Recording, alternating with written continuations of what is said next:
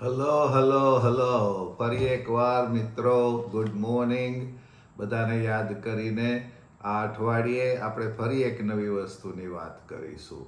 હું આટલા દિવસથી વિચારતો હતો કે સારું કશુંક કહેવાનું રહી જાય છે, પછી મને યાદ આવ્યું કે એટલે આટલા બધા દિવસ વાતો કરી અને આપણે મૂળ વસ્તુ તો ભૂલી જ ગયા. પાણીની તો વાત જ ના કરી. કિડની સ્પેશિયાલિસ્ટ તરીકે એ તો મારી જોડે રોજ સવાર બપોર સાંજ લોકો પાણીની વાત કરતા હોય. તો આજે કરીશું પાણીની વાત કેમ?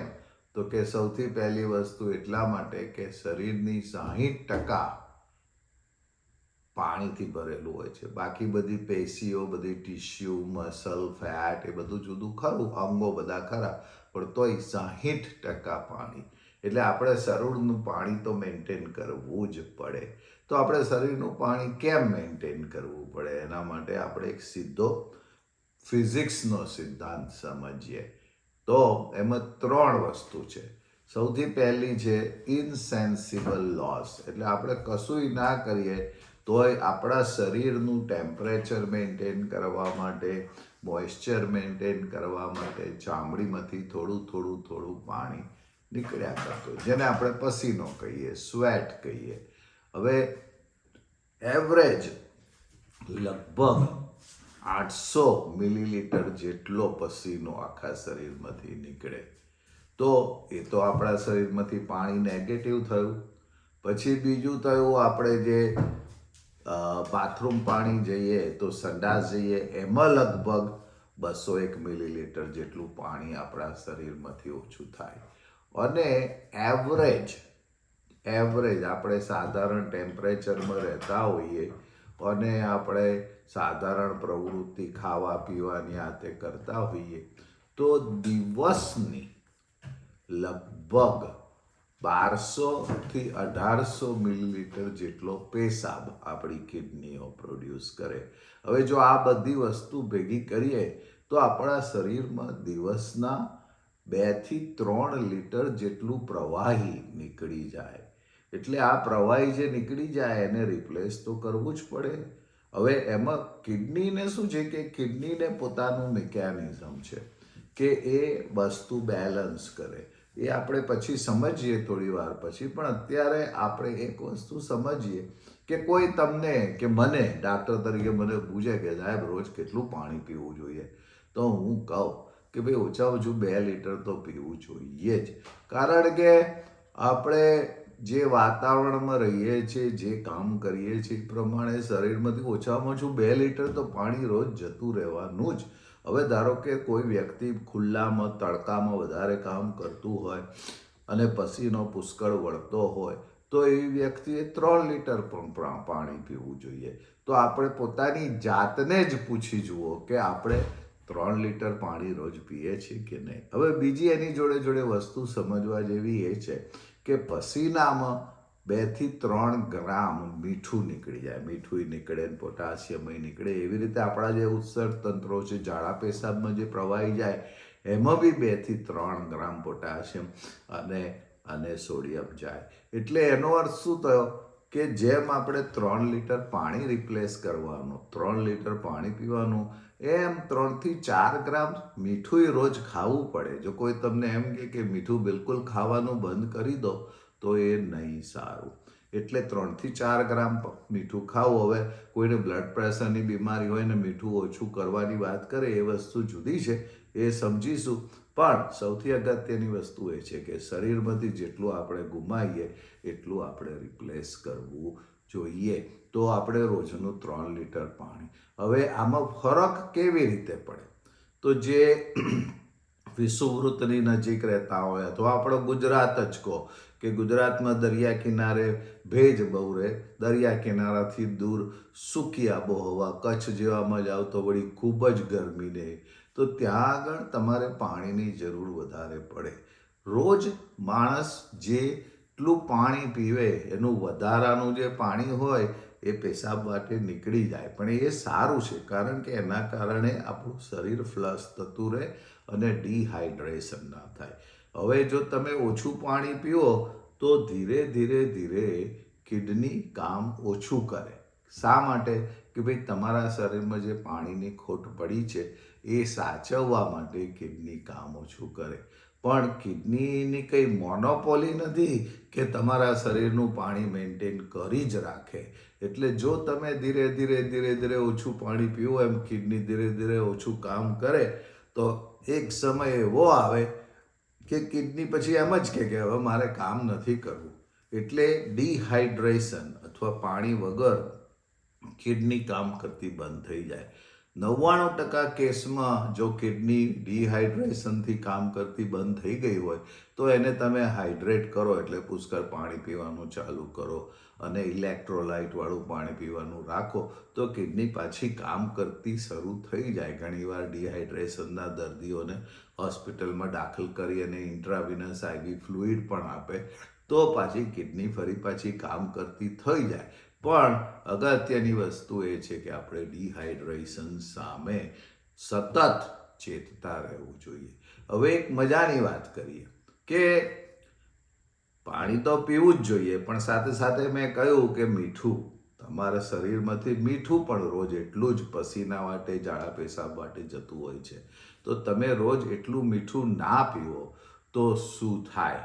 હવે એની 2-3 પરિસ્થિતિઓ છે જે હું તમને સમજાવું. અમારા અમેરિકામાં આ વસ્તુ ઘણી કોમન છે. દર્દીઓ તરીકે, પેશન્ટો તરીકે લોકો દાખલ પણ થતા હોય છે. અમેરિકામાં એક બહુ જ પોપ્યુલર પીણું છે બિયર. ઇન્ડિયામાં બી હવે ધીરે ધીરે એ પોપ્યુલર થતું જાય છે. હવે બિયરનો સમસ્યા એ છે કે બિયરમાં હોય મેઇનલી સુગર અને પાણી અને આલ્કોહોલ, આટલી જ વસ્તુઓ હોય.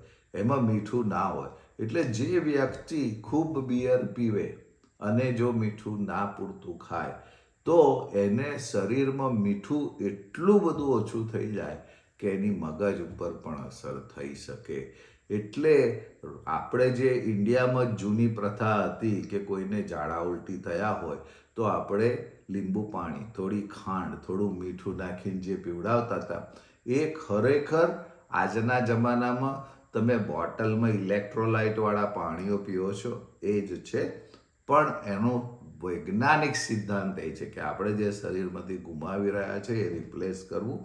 એકલું પાણી પી કરવાથી પણ શરીરમાંથી મીઠું ઓછું થઈ જાય, અને મીઠું ઓછું થઈ જાય તો એનાથી મગજને સૌથી વધારે નુકસાન થતું હોય છે.